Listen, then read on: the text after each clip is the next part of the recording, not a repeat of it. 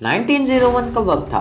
दुनिया industrial revolution के peak पर थी। हर तरफ नए इन्वेंशन हो रहे थे, नई डिस्कवरीज हो रही थी और इसी बीच निकोला टेस्ला एक ऐसे इन्वेंशन पे काम कर रहे थे जो दुनिया के फ्यूचर को बदल सकता था। उनका सपना था एक वैंडरक्लिफ टावर बनाने का, एक ऐसा टावर जो दुनिया भर में बिना किसी वायर के फ्री एनर्जी ट्रांसमिट कर सके। इमेजिन करो, मोबाइल बिना चार्जर के चार्ज हो जाए, घर बिना वायर के लाइट अप हो जाए, गाड़ी बिना बैटरी के चले और पूरी दुनिया फ्री एनर्जी से चल सके। लेकिन ये सिर्फ एक सपना नहीं था, टेस्ला इस पर सच में काम कर रहे थे।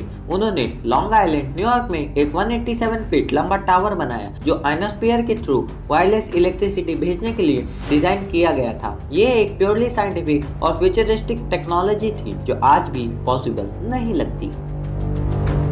टेस्ला का बिगेस्ट इन्वेस्टर था जेपी मॉर्गन, जो इस प्रोजेक्ट को फंड कर रहा था। पर जैसे जैसे प्रोजेक्ट आगे बढ़ने लगा, जेपी मॉर्गन सडनली पीछे हट गया। पर क्यों?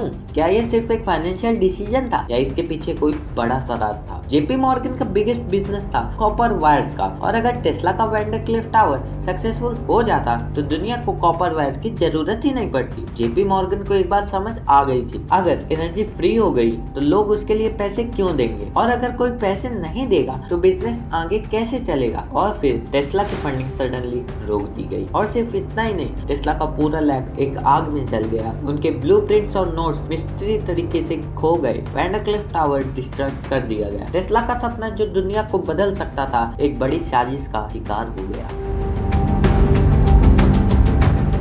पर यहाँ एक और ट्विस्ट था। जिस दिन टेस्ला का वंडरक्लिफ टावर तोड़ने का ऑर्डर मिला, उस दिन उन्होंने अपने लैब की रूफ पर कुछ लिखा, एक मिस्टीरियस इंक से। टेस्ला के करीबी दोस्तों का कहना था उन्होंने एक स्पेशल इंक का यूज किया था जो सिर्फ एक स्पेशल फ्रीक्वेंसी में दिखाई देती थी। पर जब लोग रूफ तक पहुंचे तो लिखा गया मैसेज गायब हो चुका था। क्या एक साइंटिफिक एक्सपेरिमेंट था या फाइनल वार्निंग थी? और सबसे बड़ा सवाल, उस इंक में लिखा क्या था?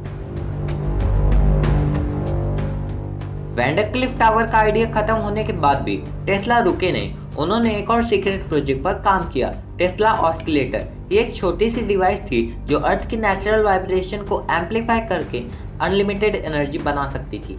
एक बार टेस्ला ने इस मशीन का छोटा वर्जन अपने लैब में टेस्ट किया और न्यूयॉर्क में एक पूरी बिल्डिंग कांप गई। लोगों को लगा अर्थक्वेक आ गया, पुलिस आ गई।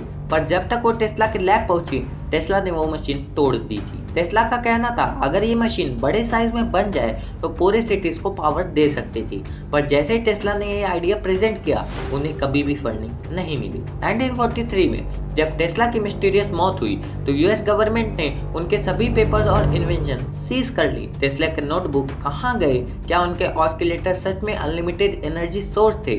क्या आज भी टेस्ला की डिस्कवरी छुपी हुई है? ये क्वेश्चन तो हमेशा बना ही रहेगा। लेकिन अगर टेस्ला जिंदा होते तो दुनिया का फ्यूचर बिल्कुल अलग होता।